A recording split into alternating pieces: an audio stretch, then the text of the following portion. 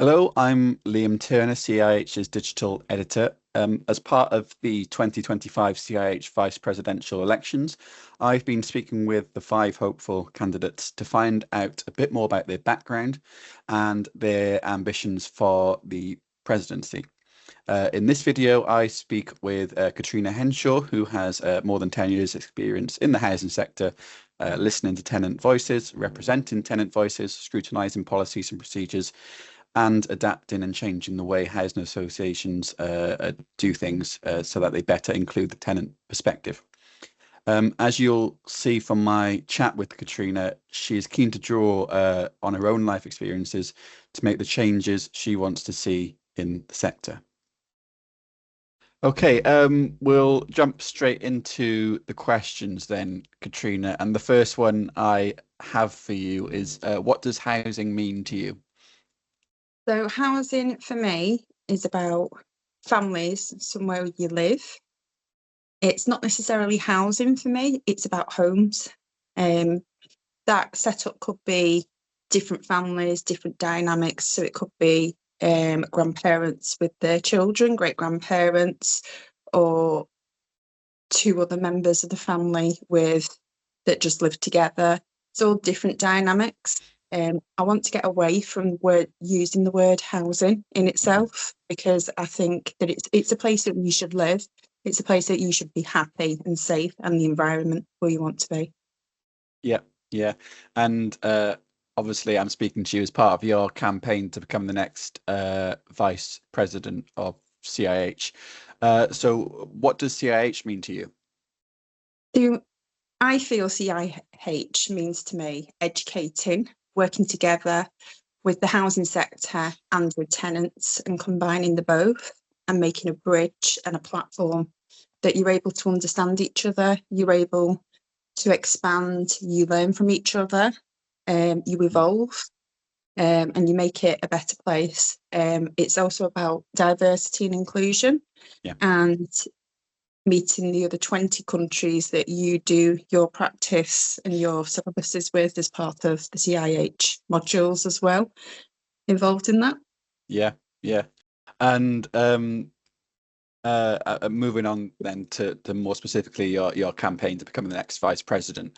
So why do you want to become the next vice president of CIH and ultimately president?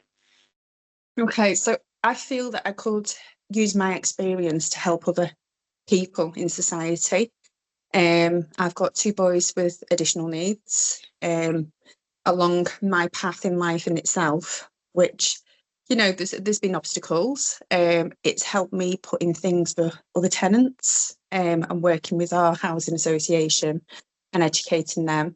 But I strongly feel about diversity and inclusion, and whatever way, shape, or format that might look like for people. Yeah. And yeah, I guess that leads me neatly on to my next question then, which is, if you were to become the president of CIH, what key issue would you want to tackle or raise awareness of? So diversity is a massive one. So it's something as simple as when we do the family homes, whatever country you're living in, maybe looking at a set criteria throughout. So things like widening doorways for wheelchairs, something as simple as that, and making a couple of inches extra so you can get the wheelchair into the house and there not being an issue. I think what I've learned is over the years, housing sectors and housing association, they pay out thousands and thousands of pounds when they don't actually need to, because if they did this in the first place, it would be more cost effective throughout. And they'd save thousands and thousands of pounds in doing just the basic things and thinking about it a little bit more than they should do. Yeah, no, absolutely. Yeah. And yeah, the final question I've got for you then, Katrina, what has been the proudest moment of your career so far? Okay, so the proudest moment of my career was actually working with Taurus and the board and the directors, and we had to do a presentation as part of being on one of the panels. It was also one of the most scariest moments of my life, I'm not going to lie to you. because I've never done one before. But it was a case of working all together as part of our team and producing and showing the directors of what we've actually been doing and how we've put that into practice, and also scrutinising rules and procedures, and making them better for tenants as part of it. Yeah, yeah. So yeah, as I say, that's the end of the 5 questions I had to ask you.